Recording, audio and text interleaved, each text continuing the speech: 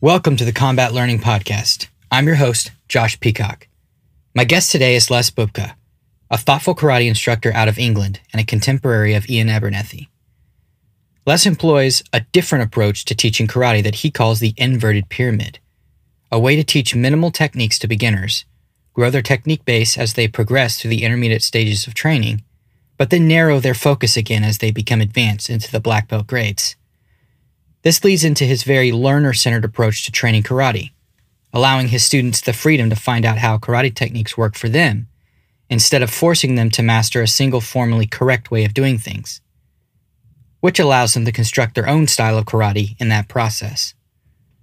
So if you're interested to learn more about how this training approach works, hit the subscribe button on your podcatcher now. So tell us a bit about you and your martial arts background first. So I'm Les Bubka, and I was born in Poland, living in UK. Started my karate journey joining the dojo. I guess my parents must have signed me in because I can't remember it properly. In Oyama Karate, so Shigeru Oyama, knockdown karate. I've been training there about a year. Then I had the accident. I dislocated my shoulder, been in a cast for a month or so. Then I had the accident with my leg. Spent the summer in a hospital, which wasn't fun, and stopped doing the karate completely. So back to the karate. I was 17 years old. One of my friends dragged me in to my sensei's dojo, which was the offshoot of Kyokushin karate and called Shinaido. It's very unknown stuff. It came from Russia through unknown military stuff. I really honestly never found truth about it. I'm not sure if my sensei just created it and been too humble or afraid to use it as himself as a creator of it. But I never found the source of it. I've seen similar people doing similar stuff, so I found only that our dojo was doing what we're doing, but it was very much inspired by Ashihara Karate. Mm-hmm. So that's what we do. Then we lost our dojo, and by accident, I spoke with a friend in school, which he was doing wrestling, the Greco-Romano wrestling, so Olympic wrestling. And he said, "Hey, why don't you come to my coach, speak with him, and maybe you can have a use of our hall."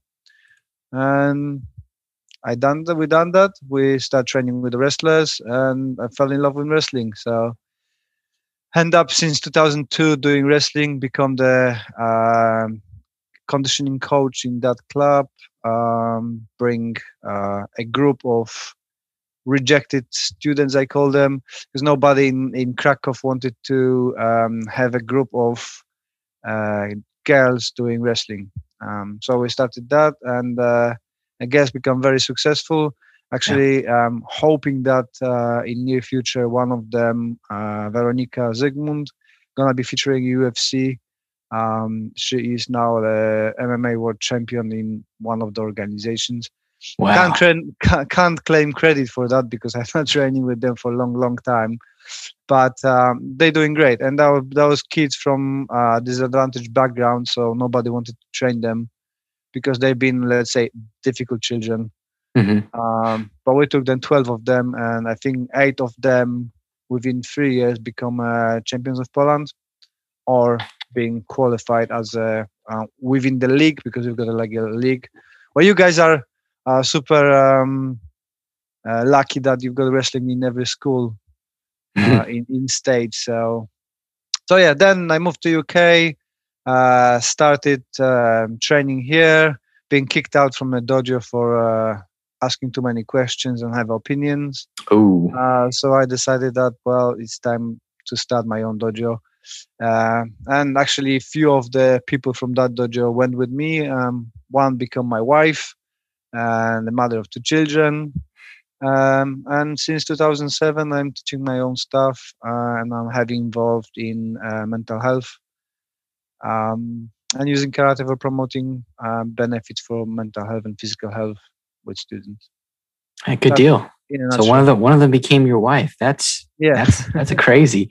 So you still teach Shinaido? I wouldn't call it Shinaido. Well, I teach my version based on Shinaido. So Okay. the basis is there, but I've been fortunate that my teacher, before we kind of decided to go separate ways, was always supportive of training. So I like to use that story to people have a good idea how was it. First time when I went to the dojo, my teacher told me, train here, but there's 5 other schools in our perimeter. Go and train with them, see which one is best for you, and then come back and choose. So I never went at that time to the other schools, but since very early, he was always promoting, go to see my friend in Jiu-Jitsu, do my friend in BJJ, do a train karate there. So I've been all over the different dojos around the Europe by him, expressing that need that we need to learn from other people and need to test our stuff. So I had a lot of people saying that they found a teacher who was restricting them. My teacher was always supporting till last 2 years when his kind of approach changed and started becoming very closed. And saying that now we can't do this, too many changes, too many this. So I decided that I'm following your advice from, let's say, 10 years ago when you've been promoting to do stuff my way. Yeah. And unfortunately, we had to part it our ways. But full respect to him and everything, most of the stuff which I know from karate point of view, it's his teaching. So it just I build it up on my own idea, and I've got much more influence from wrestling, which it doesn't kind of fit and exchange with his idea of karate because he never done wrestling. So yeah, that's interesting. That's both of those things are interesting. So your instructor actually was much more open to cross training in the beginning. Yeah. But then he got more closed minded as time went on, which is usually the other way around. Like people kind of come from very traditional backgrounds, and then as they come into more experience with martial arts, they kind of open up a little bit. So you decided to change your teaching methodology for karate. Before we get into the solutions you've developed, could you tell us about some of the problems that you identified in karate's methodology as you used to train in karate? Yeah, sure. So, like I said, I kind of early been introduced to wrestling training, and which always was kind of frustrating for me in karate is that let's say we do techniques and then we have to wait till, let's say, 5th cue, so halfway through, to go and have a sparrings. Although in our school as well, we started sparrings earlier. My teacher was the opinion that we should fight as soon as possible, but it was mainly a knockdown karate, so sports karate. So there was no kind of translation between the techniques of the kata to fighting. Although we have got the kihon kata, which are kind of bridge between the traditional and the modern fighting. So it's like a quick kata. I don't know if you've ever seen Ashihara kata or Enshin kata. I've seen the Kihon kata from like Taikyoku from Shotokan. And we have Kiban in Taekwondo. We have the Kiban Hyung, which is what we call it, or Pumse. So they are still very rigid. The Kihon katas for us, or for Ashihara karate and Enshin karate and all the offshoots of it, they are in fighting stance, and they've got a fighting combination, but put in the order of the kata. So you still got the embusen, but it's all done with the fast and fighting stance. So there's no traditional stances. There's throws in it and stuff like that. So I've got those, but it was still not translating. And as well, I didn't like that whoever we're learning is not tested on a session. So you go to the BJJ class, all wrestling class, you've got a subject of the training, you do that session, you do the basics, and immediately you start incorporating that in a control sparring. So we learned today arm drag, and we're Hmm. spending a 20 minutes of a partner uh, coordination drill. Then you move in it, adding a bit of a play fight, but the main job is to use that technique within the non-compliant situation.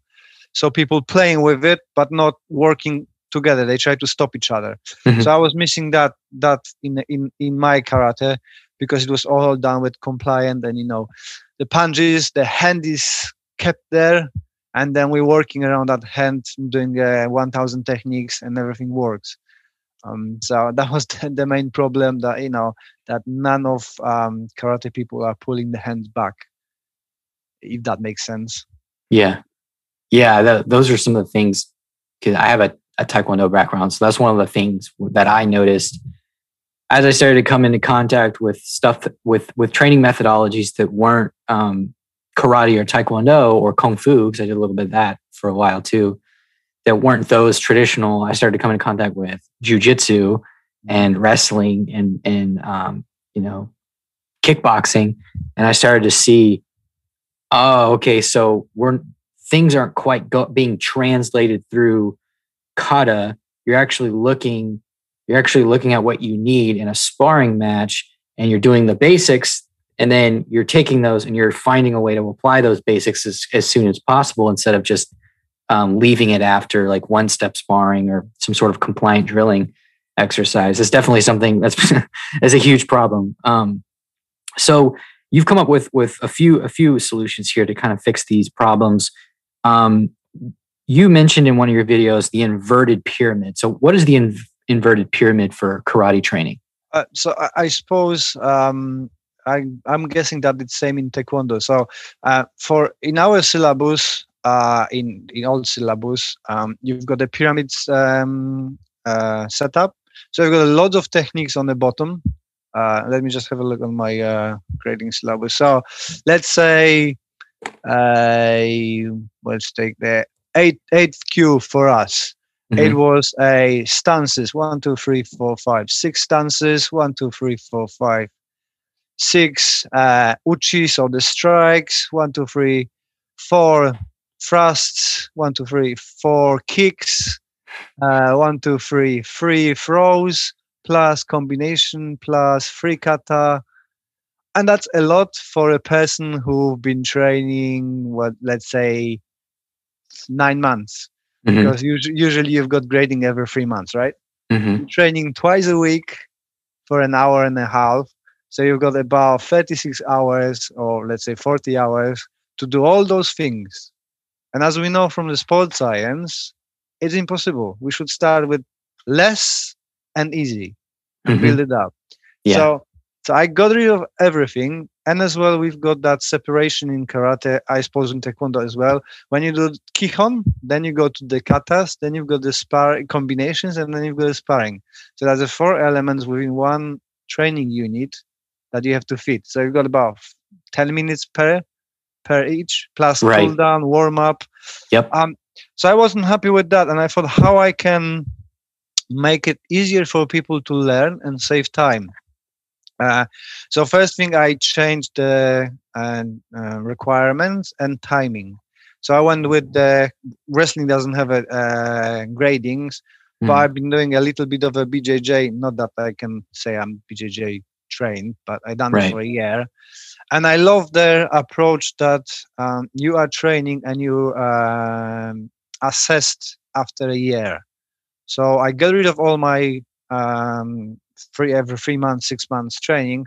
We've got the assessment every year, and I don't do formal gradings. I just observe people through the year and say, "Yep, okay, you're going now. You're getting a higher belt."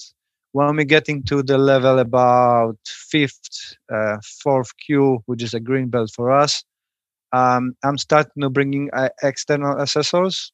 So we've got the like a organization where we meet, and let's say I take 3 different teachers, and just to check on me, because if we like students and stuff, we don't noticing that we're getting biased, and this person you like more, this one you dislike and stuff.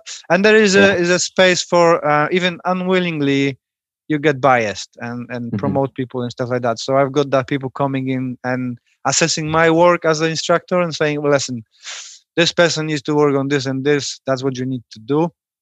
And so I've got that. I'm part of the World Combat Association or British Combat Association, so I can always ask Iain Abernethy and people come in and assess. So I'm in comfortable situation with this. But coming back to the pyramid, so I decided that having a Kihon and kata separately on every session is a bit of a waste of time. So I created my Kihon is the kata. So my grades are based on kata. So let's say 10th Q is all the ceremonies and whatever people want to get used to it. Then after a year, we're starting with the Pinan first, which is some people's Pinan second. It's confusing, like in karate, this stuff. And that's our Kihon. So when we do kata, we do our Kihon. There's no other techniques. It's only what is within first kata. Plus, then when they learn kata, we do application alongside. So there is no, you have to learn kata.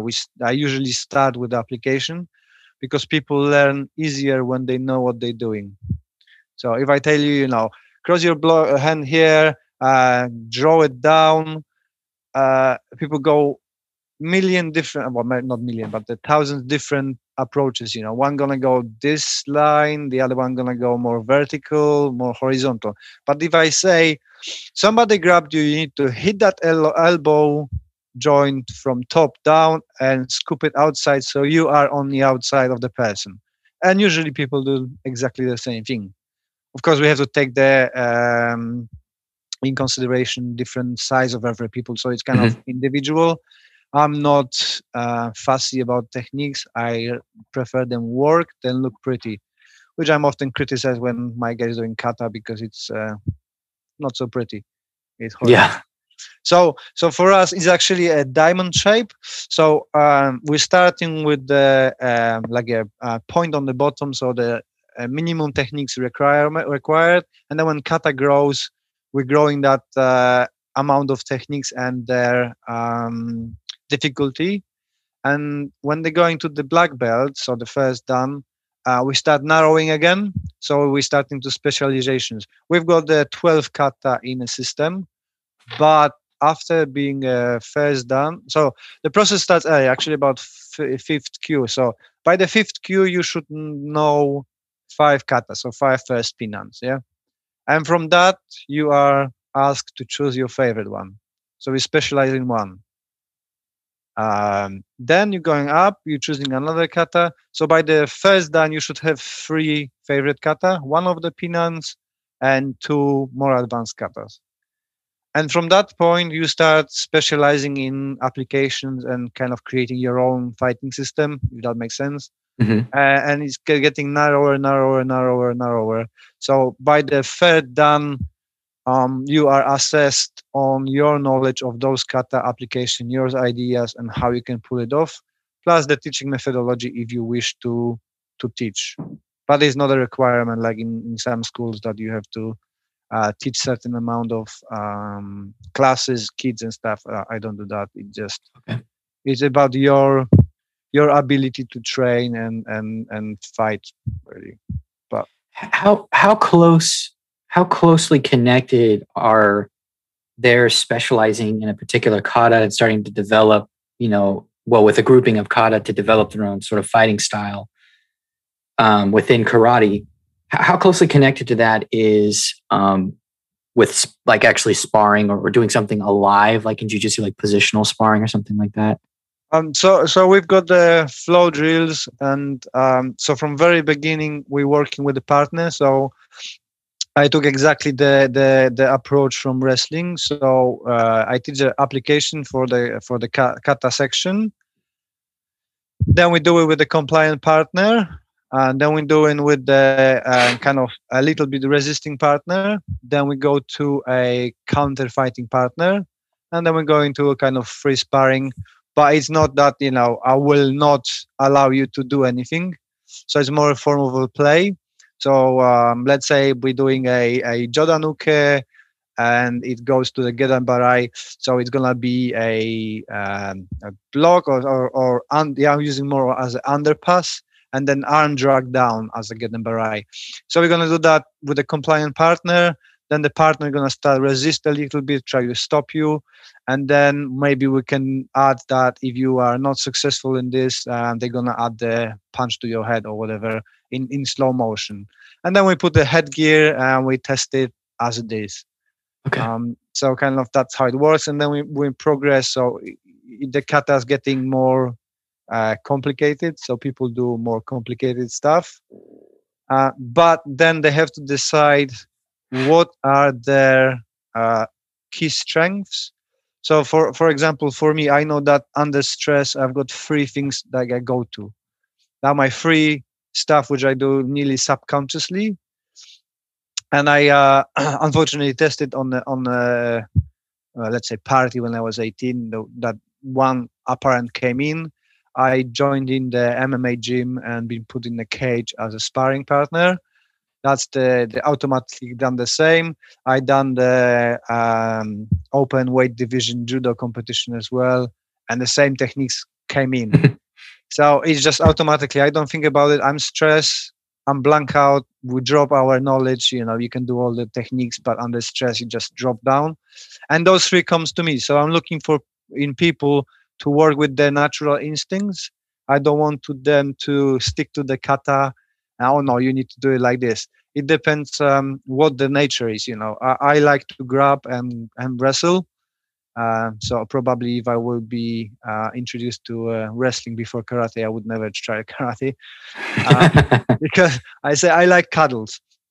So my natural under stress is to grab and be very close, close to people. So I build everything what I do. I build about that. But people are different, and we look on that individual approach. And most of my students have a background in something else, and they're usually quite high grades in like traditional jiu-jitsu or different karate and stuff like that. So I don't want them to unlearn what they do, but I want them to build on what they've got and find their own way. So the key thing, which my teacher was always telling me, that I have to find my own karate. I don't want to be carbon copy.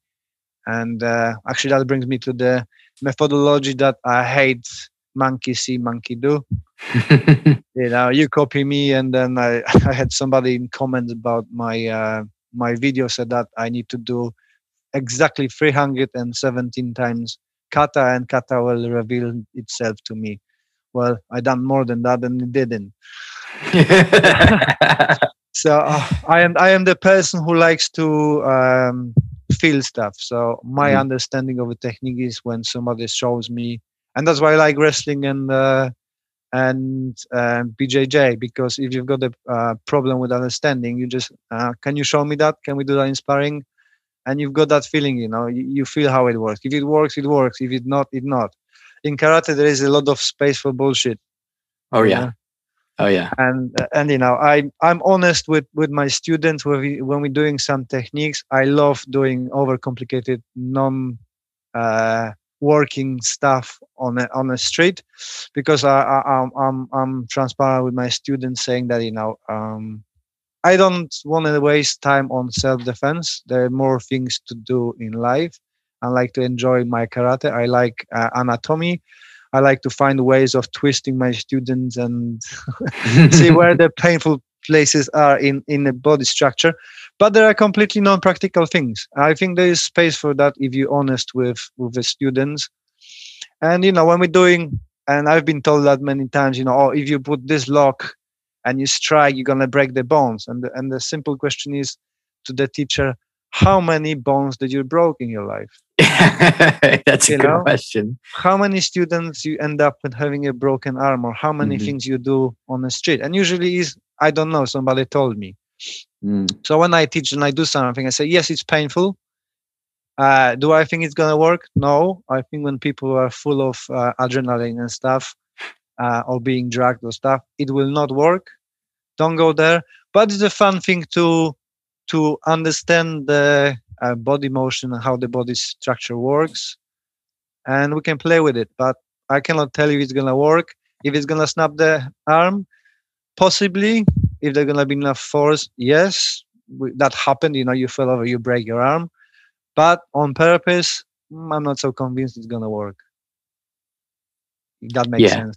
Yeah. No, that makes total sense. I used to say stuff like that too when I taught, and like, yeah, if you twist this enough, it'll just rip the whatever. And I'm like, and I never questioned if it was true or not. Like, yeah, it hurts, and yeah, it's going to hurt you. And maybe it is possible that if you pull somebody in a straight arm bar and you forearm strike or hammer strike their elbow, maybe it is possible it breaks. But would it really? Or, would it be more likely to sprain it? Or then when I started to do jujitsu, I started trying to. There weren't a lot of like Taekwondo / Hapkido grapples that would ever work, because what I found is there's too much room for them to wiggle around while I'm trying to put it on.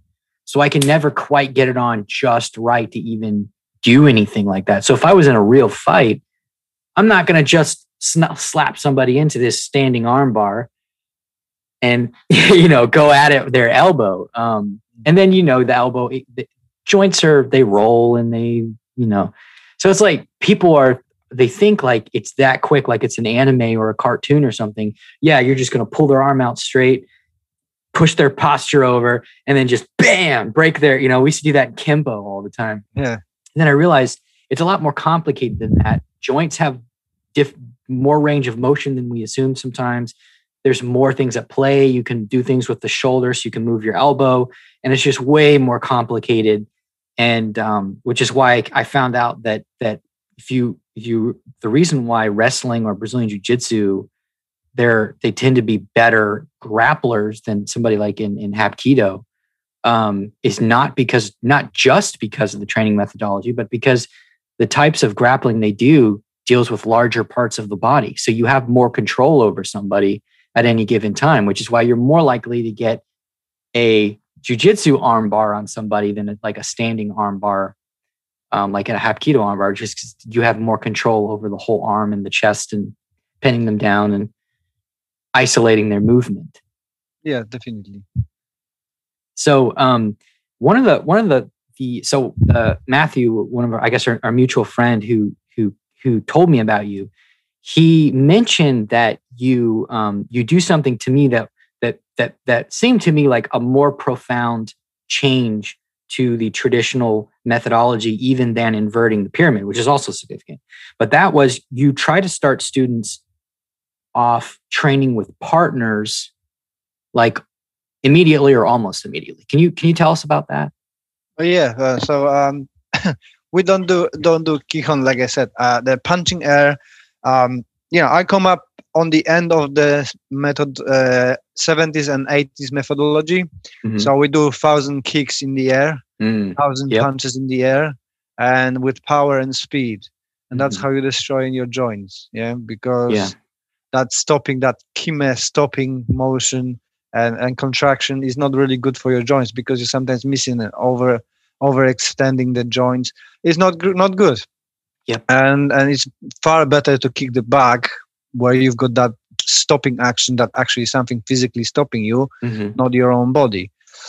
And as well, for me, I always struggled with translation. Let's say the spinning back kick. That's going to be something which you're familiar with it. Oh, yeah. I could do it in the air flawlessly, but when it comes with a partner, everything all over the place. I never could place it to be effective. And we've done 1,000 kicks, like I said, in the air, but when it comes with a distance, it was off.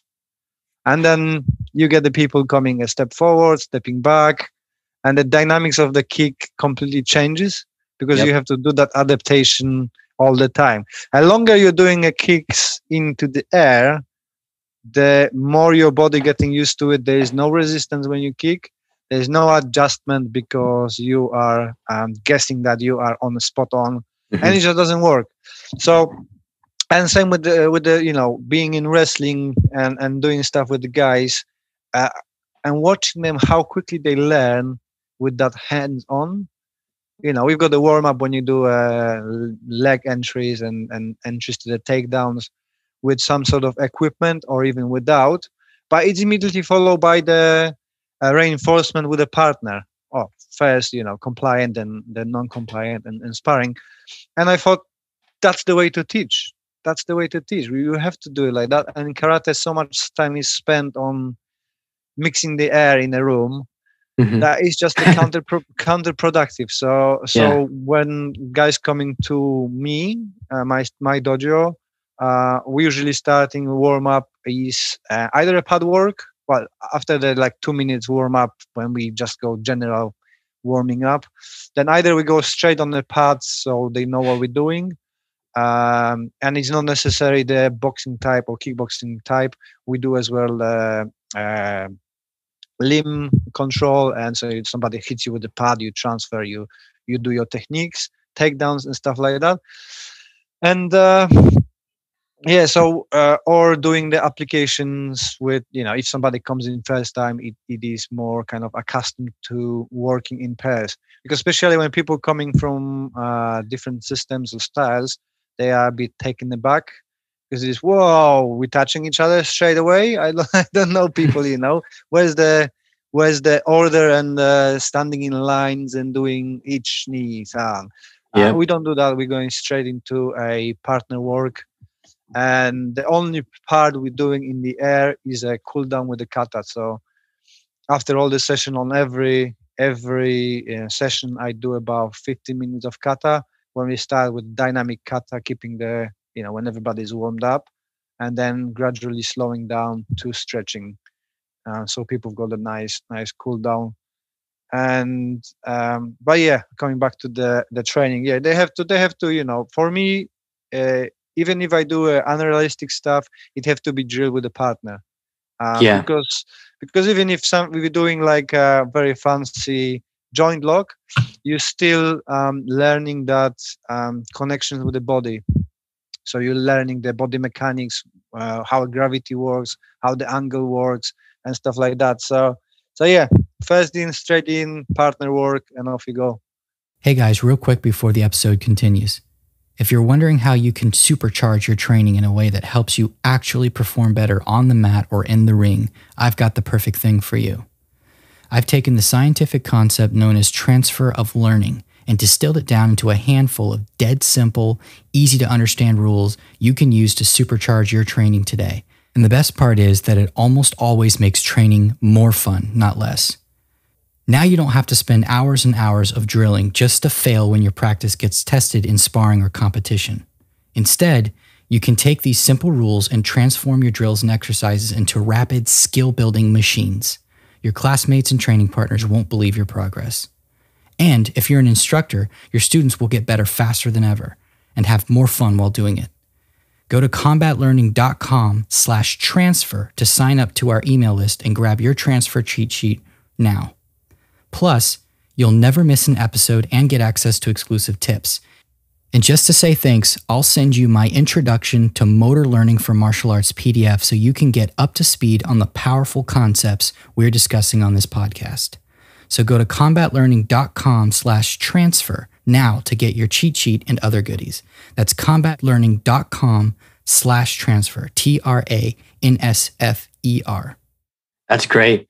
We have this problem in traditional martial arts, like this limiting belief where, I used to do this too when I first started teaching, but thankfully when I started teaching on my own, I was hired for a franchise that I didn't come up in. It wasn't anything related to the Taekwondo that I originally, became a black belt in. So I was hired in to be the chief instructor of a school, and I believed all of this stuff. And I would say things like, yeah, they need to do it a lot in the air first before they get on the bag or the pads, because they'll develop bad habits. Which is you're going to develop bad habits by doing it in the air, actually, not the other way around. And the more I watch these kids, and you have to do it on the bag a certain way before you have the control to be able to do it with a partner. And just every step of the way, every part of that process, not a single proposition that I believed was true, not a single one of them. And thankfully, it was the reason why I mentioned that I got hired by myself is because I did not have some sort of master or some sort of personality that I was in some way subservient to critiquing what I was doing. So I didn't have the pressure to create cognitive dissonance and continue to make myself believe that. Now, there was a period where I was studying this stuff and I was trying to reconcile it. And so I was BSing a little bit, but it continued to erode.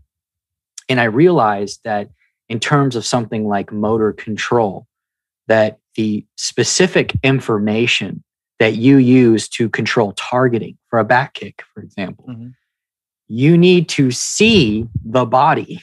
The body is not shaped the same as a bag.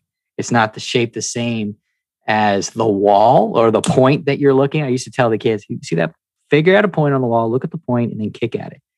But see, I can't measure that. I don't know what point they're looking at. I can't tell if they kicked precisely at it or not. Neither could they. And they weren't going to tell me. There's 20 kids in class. So, it's so all over the place. But I realized, you put some pads on the kids, put a Hogu on or put a kick shield or something, and let them start working that out as soon as possible, because working in the air, in addition to not being great on their joints, is just going to build terrible habits for how to target and how to recognize what pieces of information you should be paying attention to when you're sparring with somebody or working in some sort of live drill.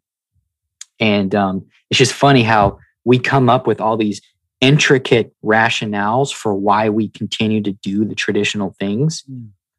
But the baseline assumptions, the truth value of the things we say aren't true.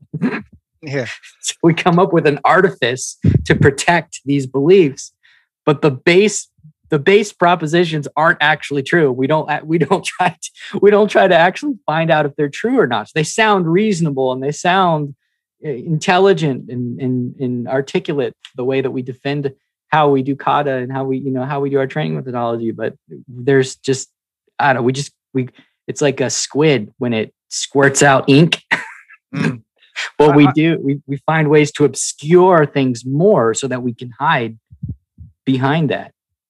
I think the problem with traditional martial art is that word traditional, because there is a lot of space of really stupid things to put in. I used to follow a lot of Kyokushin is a good way, because when Masoyama passed away, there's so many different organizations, and if you look what they're doing, they start coming back with, oh no, that's traditional way, have a full leg straight in Zenkutsu Dachi or from leaning stance is the traditional way. But why are you going to do that? Tell me the methodology. Why are you doing this from the scientific point of view? Oh no, that's how it was done traditionally. It must be right. There's no scientific justification. I'm okay with the person like, you learn, probably you do that as well. Stretching, okay. Static stretching on the beginning of a session is not good. There's your data. That's this, that's that. Okay, we're changing it. But somebody comes in and says, oh no, we have to sit 25 minutes in a split before you're going to start kicking, and 2 other people need to sit on your hips so you've got a better stretch. Why? Because it's a tradition. Oh, okay, but I'm not buying it. So that's one of the problems, and that's one of the things which I highly require from my students, is a critical thinking, which I've got lots of backlash from traditional martial artists, because my guys and girls need to ask questions. If you think that something I'm showing is stupid, please ask me to show you how it works. It's actually I wrote an article about it. Last year, I've been teaching on the Karate for Mental Health seminar, when we're doing every year, and we've been doing a takedown. I can't remember how it's called, but in our third opinion, we've got the turn where you put the spear hand, the hand drops down, and you do turn. So you're facing other 360 degrees. Turn. Yeah, we do the same technique in a black belt kata called tebek. Yeah. So I'm using that as a block knee. So I'm in a control, let's grappling position. I create space by spinning, but the nukita hand or the spear hand goes on the knee and I turn. And the thing, it doesn't work when you're doing it stationary. So I had a lot of people on the seminar saying, "Oh, that doesn't work with me." And I say, it doesn't work because you're not moving. It's not dynamic. So everybody's like, well, so I usually take the biggest guy because I'm very small. I'm 5 foot with the hat on top, and we start working. And when you take that movement in, let's say pummeling, yeah. So we start doing pummeling, and we move all the time. And he don't know when I'm gonna apply it. It's completely changing dynamics. So then I can pull it off because I know what I'm gonna do. He doesn't know what I'm gonna do, and he doesn't know. No, he knows what I'm gonna do, but he doesn't know when I'm gonna do it. He doesn't know the timing. Yeah. So I've got the space for me to decide when I want to take them out, and it worked. But the great thing is that they ask. If they wouldn't ask, then everybody would went home without that knowledge of when it works. If that makes sense. So for me, always challenge your teachers. That's how I've been told by my sensei as well. That gave me in a lot of trouble on different seminars because asking why is not always welcome. No, as you probably know. And I like to rarely welcome in traditional martial arts. Yeah, and I like to ask questions why, and usually it ends up, show me that. Please show me that. Make it work on me. Show me that. That's why I love the BJJ and wrestling, because when I say to my wrestling coach, I don't understand that. Okay, come here. I'll throw you. He throws me. Oh yeah, that's how it works. Let's do it again. I kind of learn by being thrown around. Yeah, and I think a lot of people are like that. Some people are better at kind of looking what's going on and understanding intuitively, but a lot of people really just need to feel it, being thrown and throwing.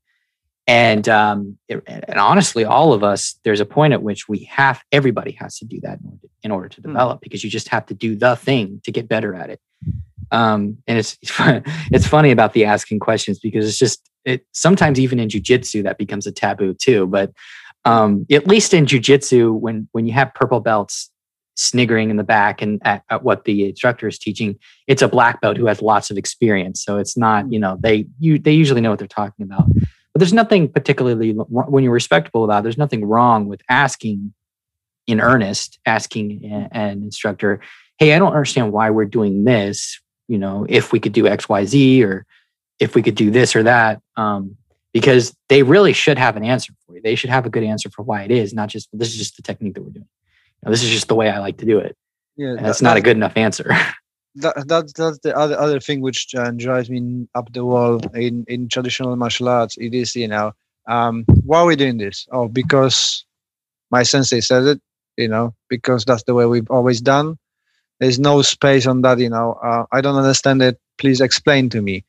And when I do something and we come to the conclusion that I don't know why we're doing it, I've got that honesty to tell my students, I don't know. That's how we've done it. Or I don't know what you're asking for. I don't understand it.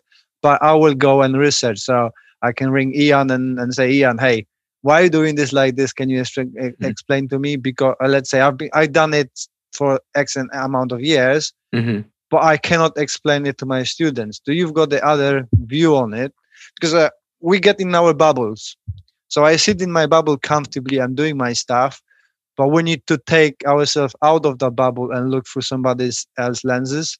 Absolutely. So I love cross training and going with the other instructor and saying, hey, have a look on my stuff, break it down, see what I've got weaknesses in it, and let's build something better.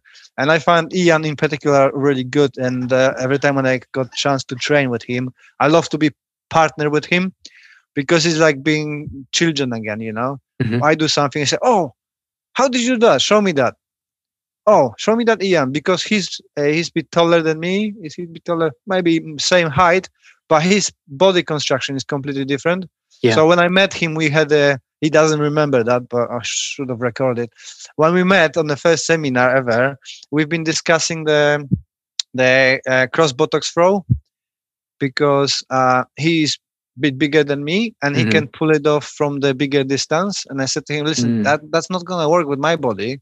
I need to be really close. And as well, he was doing judo way, I was doing the wrestling way. But what's great about the teachers like Iain, there was no, I'm right, you're wrong. It was just, come on, let's show me, let's test it. Yeah. So we've been throwing each other and saying, oh yeah, I can see your point. You're smaller frame, that's not gonna work.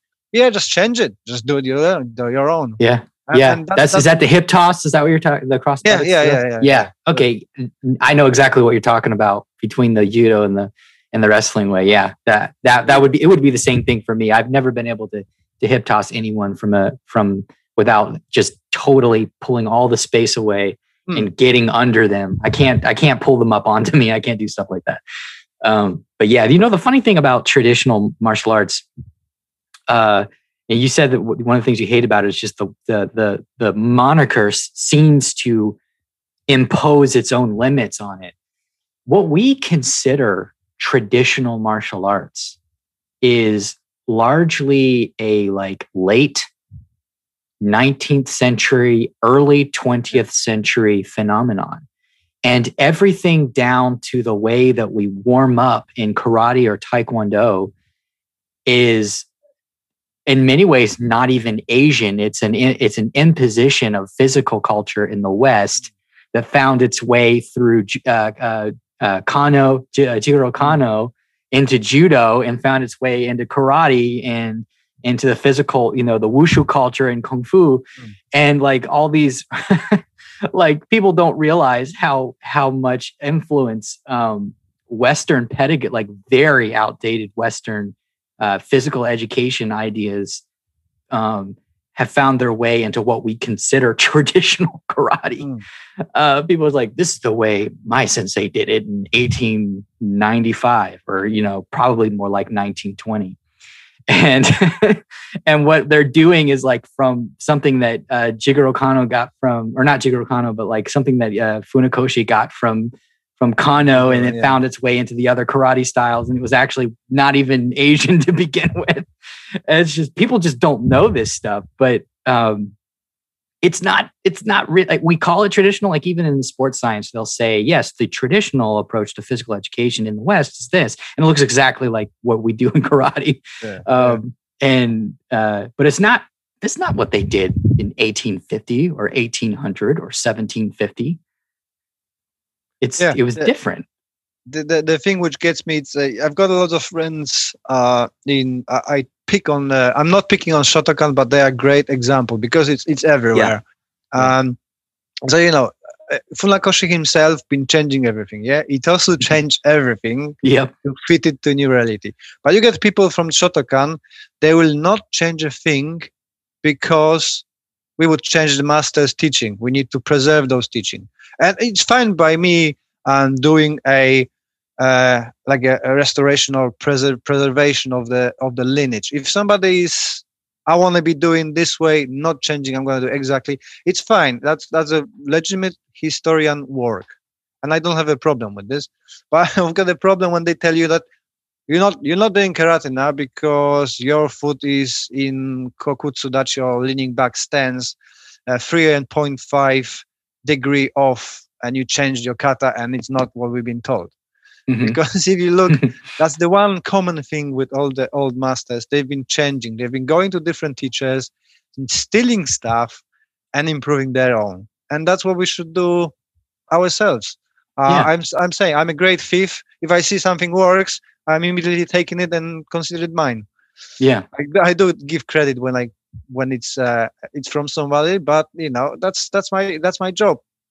For myself to make karate mine, I need to find things which I like and works for me, instead of doing, I don't know, copy of some teacher. I don't know if you can have a rude words on here, but I've got a great story which my teacher told me would probably come from something else. It's an adult show. It's an adult show. Don't worry about it. I keep it nice, but there's a group of traditional students going, let's say in kata, into the kibadachi or shikodachi, so horse stance, and making a funny expression with the kind of groan. So they go, all the time. And that's going through the generation. And somebody asks, hey, why are you doing this actually? And nobody says, I don't know. Master was doing like that. But what happened, nobody asked the master, and the master had hemorrhoids. So when he was going down, it was painful for him. So he was groaning. But nobody asked the question. Nobody knew. If they asked him, he probably would be a bit embarrassed, but he would say, yeah, I've got a problem down there. So it's very uncomfortable for me. The grimace on my face just comes up because it's painful. But because nobody asked, it is now traditional to do a funny face when you go into kibadashi. And that's how I think how the traditional stuff is being transformed and transferred to our times without asking questions. Yeah. What I find funny is people, in the absence of historical evidence on why they do something a certain way, will come up with reasons that sound plausible but have zero evidential basis of why you would use groan in the middle of a kibadachi, or just random weird silly stuff like, why we do this? Well, actually back then they used to whatever, and then you have to harden the diaphragm, and they can just come up with all these different things to, what, it might not be that at all. Like we don't know. We don't know half of what, because same thing with like coming up with a fighting system out of kata. A lot of it is your own experience that you are then bringing life and you're breathing life and animating these movements with your experience, because for the most part, people really don't know what a lot of the movements originally were for. You can see throws, you can see stuff, and there's stuff that's very common that you see across schools that they all kind of apply it in a similar way. And I think that's really, that's indicative, I think, of an original intent in the kata. But a lot of stuff in kata is applied very differently across instructors, and I think there's nothing wrong with that. I think, but they're crediting the kata not too much and not their own creativity and experience. You're the one that's actually bringing this meaning to the kata. The kata is like a canvas. Yeah. And the kata did not teach you this because you didn't gain this insight from kata. You gained it from your experience sparring and playing around with another person. And I know that's a difficult point to get across to people that do a lot of kata-based stuff, because they want to credit kata a lot more than they want to credit their master's creativity. So I get in trouble for that sometimes. Yeah, me too. I totally agree with you. And I think that we never gonna know what the kata were for, and what actual application was. A, we don't have access to evidence, like you said. B, every instructor was changing to fitting their body structure and stuff. C, as you said, your experiences. For example, for me, most of the kata are throws. I see throws everywhere. And I know I'm biased. We do a kata, no, that's a throw. But I'm going to compare it to Iain, because Iain's approach is more striking. Iain Abernethy. So when we look on the kata, the same thing, and we exchange our opinions on it. He sees limbs control and striking. I see, that's a takedown, that's a throw. And there's nothing wrong, because our experiences, like you said, shape us. And shape my execution of the kata. But I'm not imposing on my students, that have to be a throw. So it is important for me to have a broader knowledge, and that cross-checking with other instructors, because I've got some students which are not suited for throwing. They just, their motor skills are not in that way. They prefer to stay away and punch and kick. And I need to have solution to that, teach to them. You see what I mean? I cannot impose on everybody, we are a throwing system now because I like throwing. Or I like joint locks, I like to do, we're going to be now doing like jiu-jitsu. So I need to have that kind of flexibility of teaching different people and bringing the best of them. But I don't think so we're ever going to know what the kata is. And I think that's what important stuff is, the education that researchers doing, like Patrick McCarthy, Andreas Quast, they digging in there, finding evidence, translating stuff, and we can see. And as well, on your point on the sports methodology and that karate is using the traditional methodology. I often use which I'm getting in trouble with. I see karate as 50s boxing, which never followed the scientific way. Mm-hmm. If you look on the shapes of the fists and how Mm-hmm. it holds in the 50s and positioning, it was very similar in boxing, but the Mm-hmm. boxing went in a route in a similar way in the sports taekwondo. They invested in sports methodology and kind of stripping everything which is not suited for a purpose of doing a competition, Mm-hmm. and that brought in the karate is stuck in that traditional mode, or we need to keep stuff we cannot change. Sorry. I think if we had the funding, the Olympic funding, and one body that gives the one rules, we would see complete change and evolution. I think Kudo is quite a good example. How quickly they changed from Mm-hmm. Kyokushin to fighting with the hands and frozen stuff, and that is very similar to MMA. I think that's the benefit of MMA. Everybody put their take on fighting, and from that you no more have a different styles fighting. It's their own created their own system of mixed martial arts, if that makes sense. Yeah. So when they started in, the BJJ came in, dominated the floor. Now everybody knows the floor because they had to evolve to fit without that reality. So you got the MMA. I call it MMA system, when everybody needs to be good in every plane of fighting, if that Every makes sense. range. Yeah. And I think Yeah. karate should do the same. Whatever it's suited your training for, you should follow that with the as much science as you can do.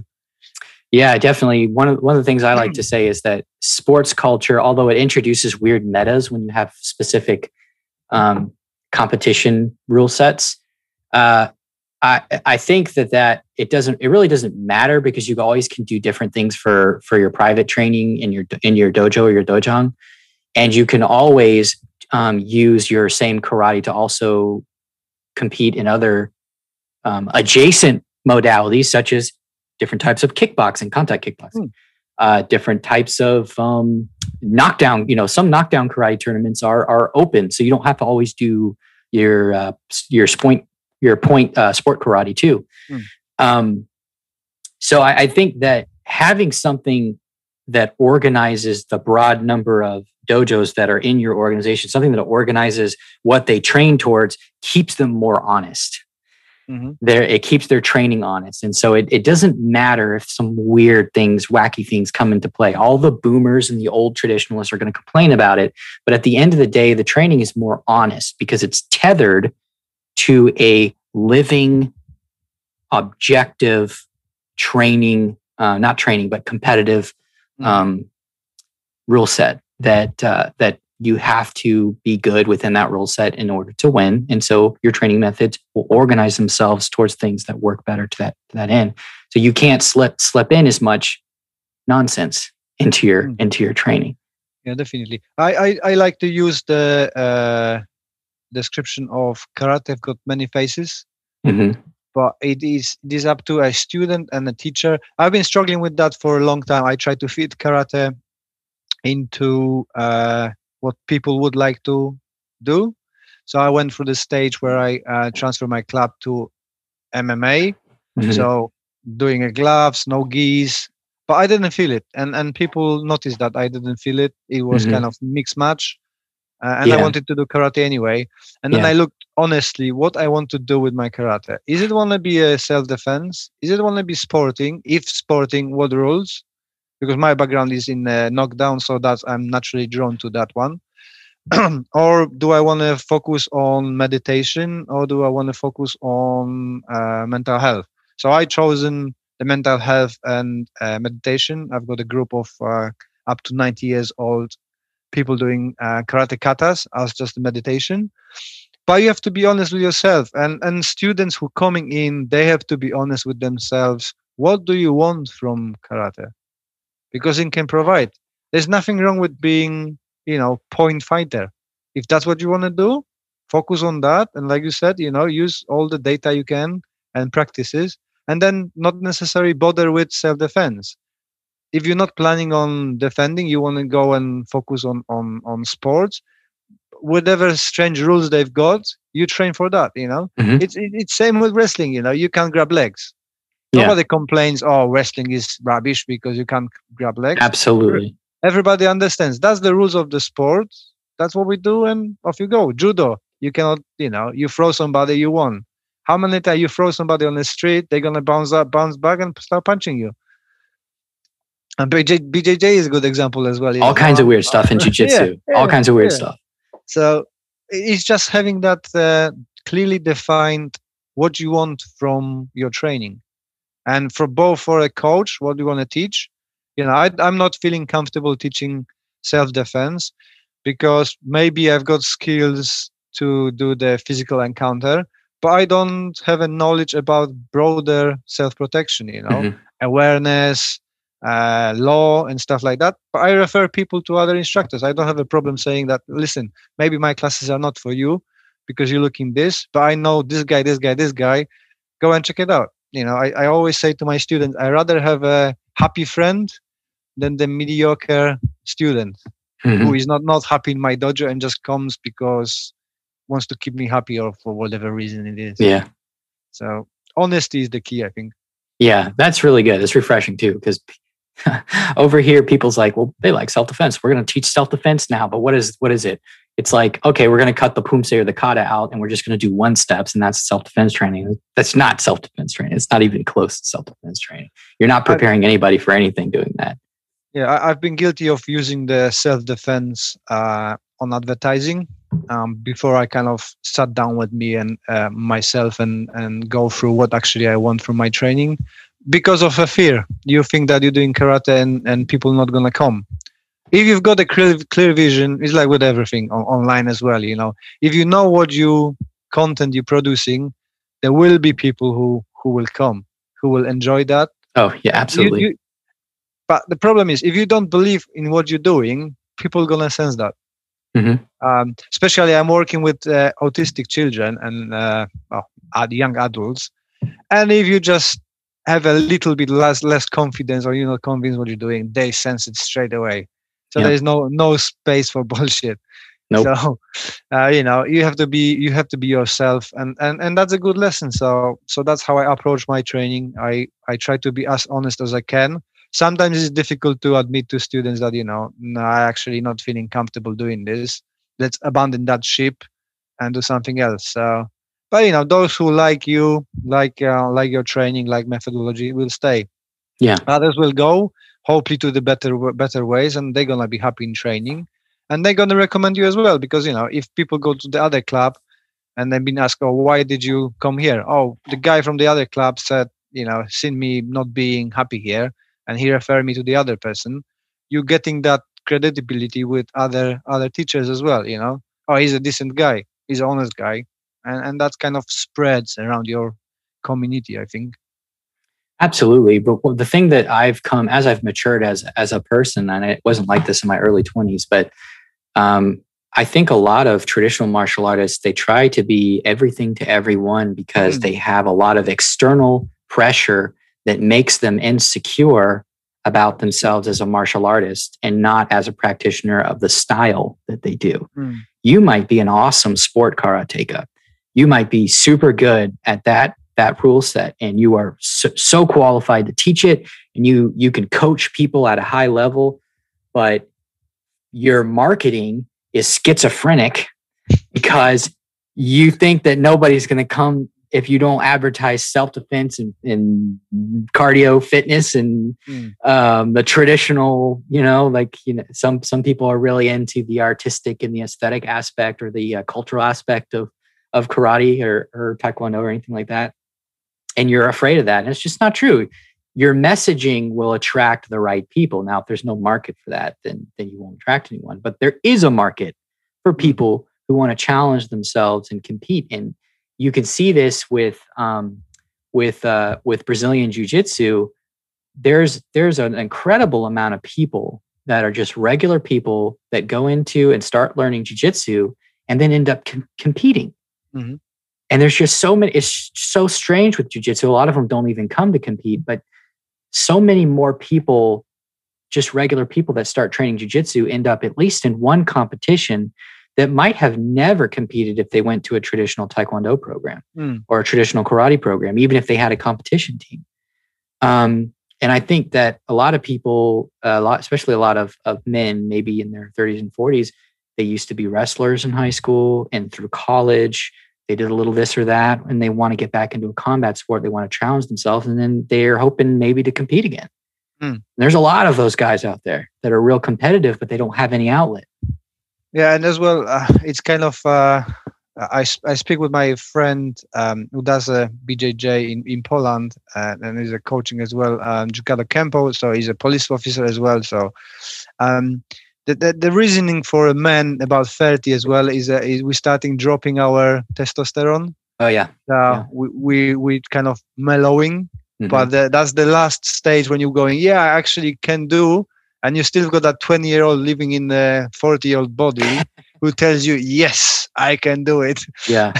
And that's, and it's a great way to people to get engaged. And, I'm a fan of BJJ, their training and the physicality of it, because it's great for boosting that testosterone, especially when you're in a competitive orientated gym. Oh, yeah. Where you've got that sparrings every session just stimulates you to be a bit more not aggressive is the wrong word. Assertive, maybe active. Active is a good one, because you're not really that aggressive. I mean, you have to be kind of aggressive and within certain pockets of the role, but you're not hurting anyone. So you cannot be submissive. You have to stand for yourself if you want to win anything. If you just go there and lay down, but it's not gonna be fun for anybody, isn't it? Yeah. I think Brazilians sometimes think that you can just lie down and do a little guard and win, but that's not how it is. The wrestlers have come in and said, no, that's not how it is. Grappling is more than guard. I'm going to get in trouble for that. I don't actually believe that, guys. Brazilians are awesome. But I like to poke fun at everyone. Everybody is awesome. So, I went to the BJJ club, and purple belts and above completely roll me over. But people kind of, let's say, beginners up to, I don't know, kind of 2-3 years of experience, it was equal. But I was better in a stand-up, before we went down. And I would say maybe it's just because it was a small club. There was just within our group. I cannot say that it was for wider audience, but I was feeling more comfortable in escapes. So they had a trouble with it applying locks. The wrestling's got that you have to stand up. He's got a lot of escapes from being on the ground. So I kind of naturally wiggly managed to get out from the many joint locks and stuff like that, which didn't work, which was frustrating for the BJJ guys, because hey, it works on everybody else, why I cannot do it on you? But then in other things, I was just like a baby, just like a baby. Yep. That's the same. That's what I love about taking yourself out of the comfort zone. So when I walked into the wrestling gym, I thought, I'm a karateka, I'm gonna keep them at distance, it's gonna be fine. And then high throw, and I nearly pooped my pants because it's so frightening when somebody's throwing you over and then landing on you, and you thought break falls, but not when it's somebody's crashing on you and taking all the air out of you. And kind of the same panicky state was when I joined in the BJJ class and had the sparring with the black belt, because I just simply didn't know what the hell is going on. He was pulling me apart, and I thought, I've done wrestling, it's gonna be all right. Well, it's just, I didn't know where things came from, and it's just painful. You tap. It's everyone thinks they know break falls until they get thrown. Yeah. Oh my gosh. Yeah. So I we used to, in Taekwondo, we have this terrible habit of mostly only doing break falls on our own. And then very rarely when we do some Hapkido stuff, we'll apply them to a sort of throw, but nobody ever gets thrown live.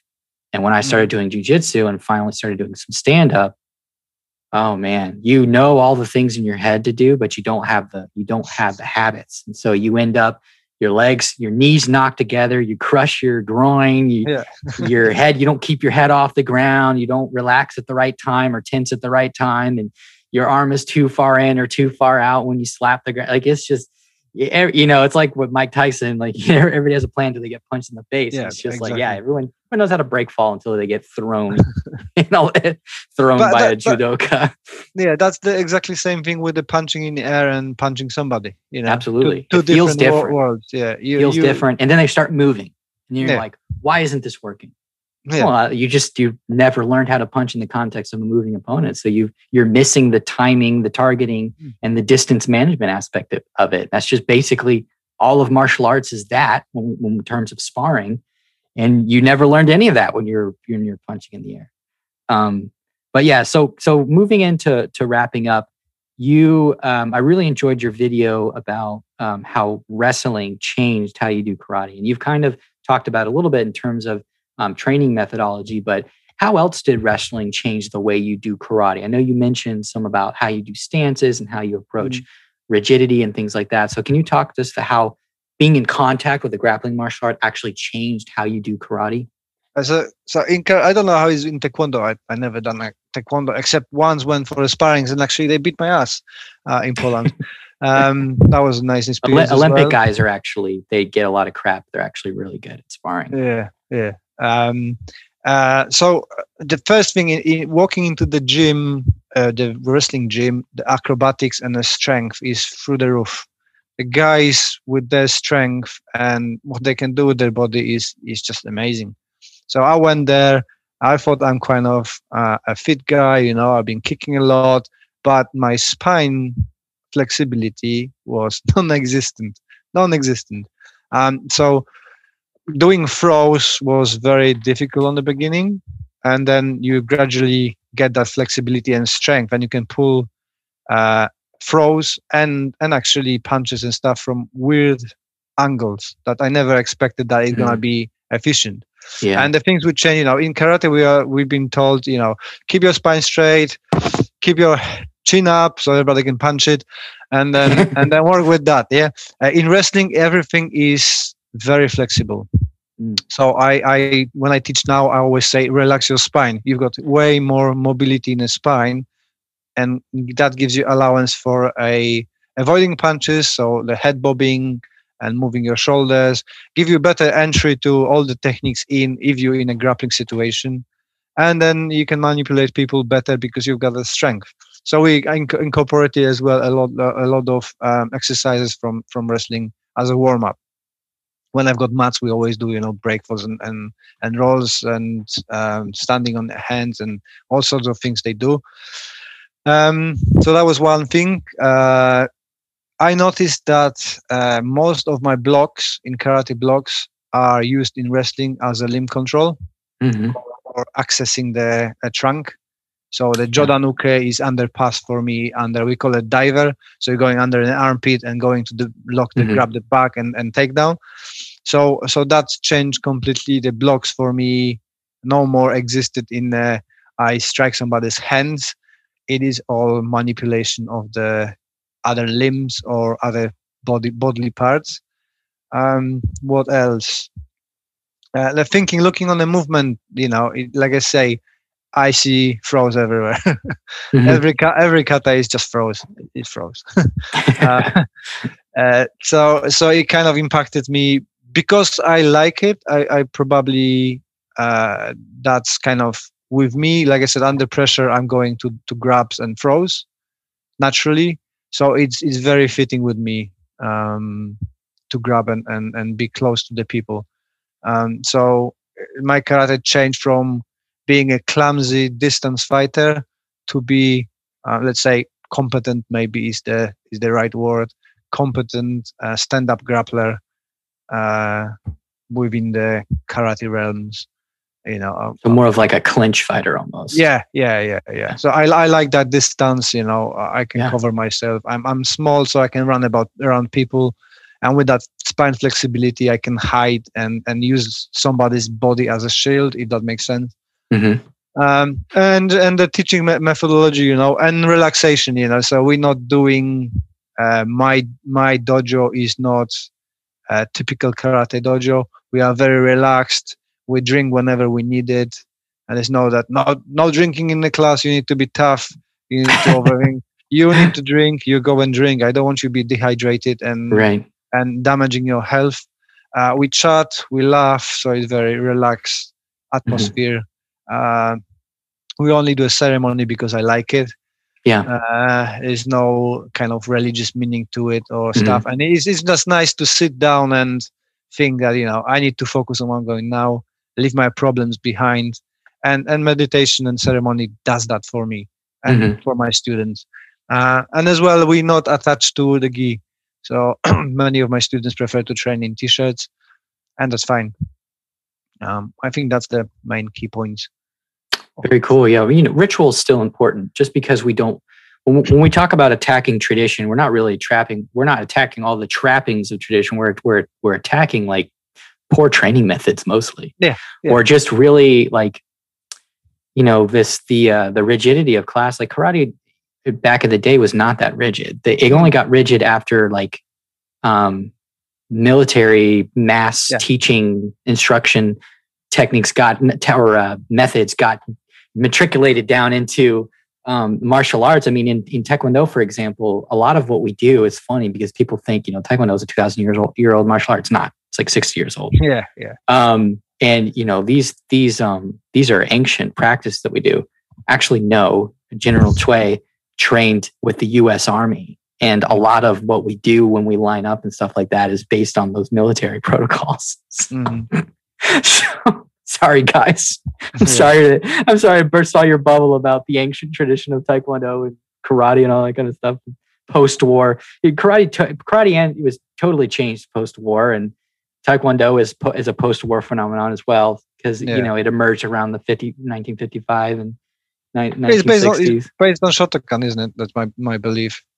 Yes, mostly. So Shotokan was the main material. There's some northern Chinese martial arts influence that you see in Changmu Quan and Mudok Quan, but it's mostly.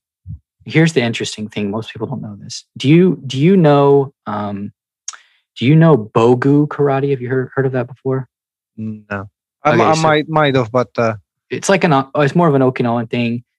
It is people who train with a bogu from Kendo. Yeah, the bogu, yeah. Yeah. Sorry, I thought you meant the system name, but no, I know bogu. No, a class Taika Oyata used to do that a lot.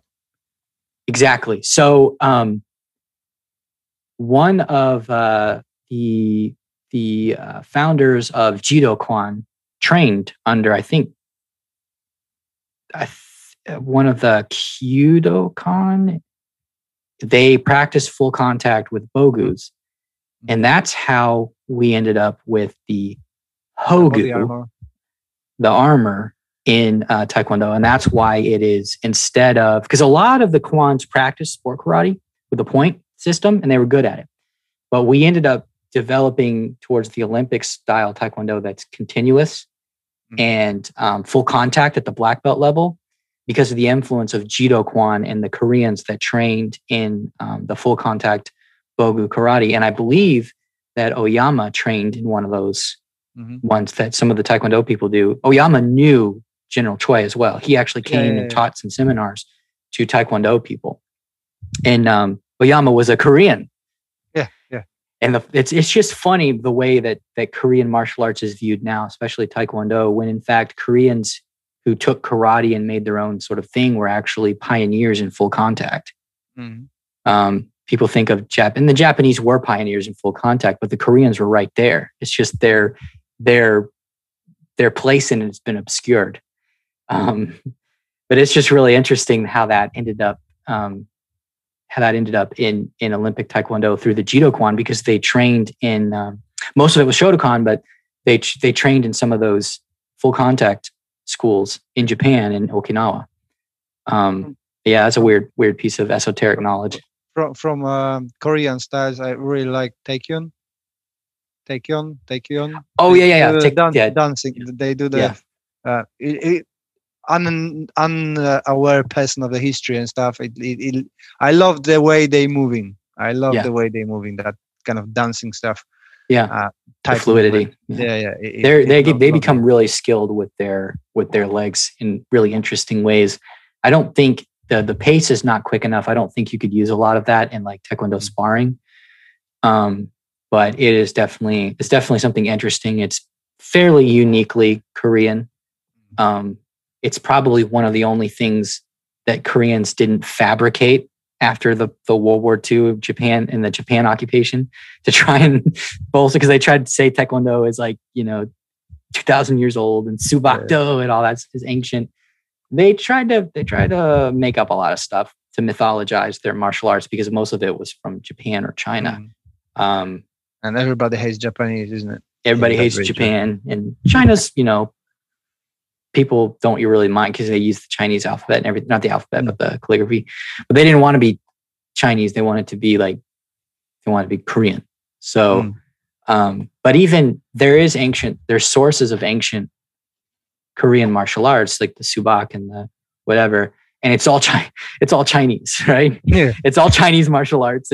It's like lifted from other manuals, ancient war manuals in China, and like similar, all the whatever you call the Taolu or the Qing or whatever you call the forms, the quality of the movements and the way it is just obviously Chinese. The weapons are obviously Chinese, and there's a little bit of unique Korean stuff in there, but yeah, it's all it's all Chinese martial arts from ancient Korean.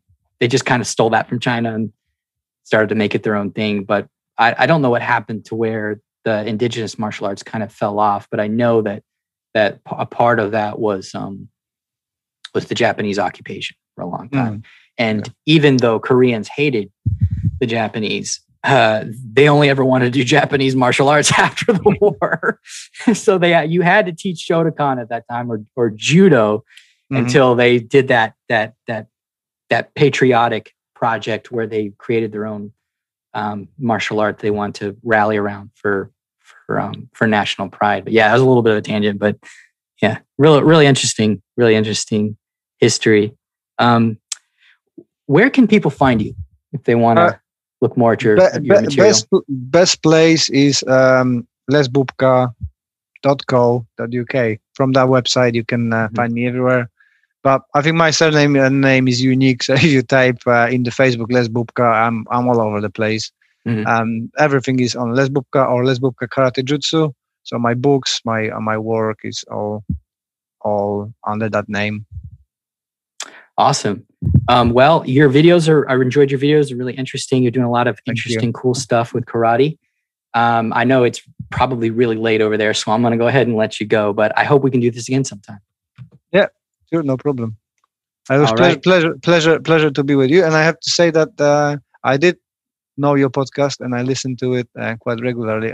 I'm really into the scientific stuff which you provide as a great content. You've got great content. So it was a pleasure for me that you contacted me to have me on your show.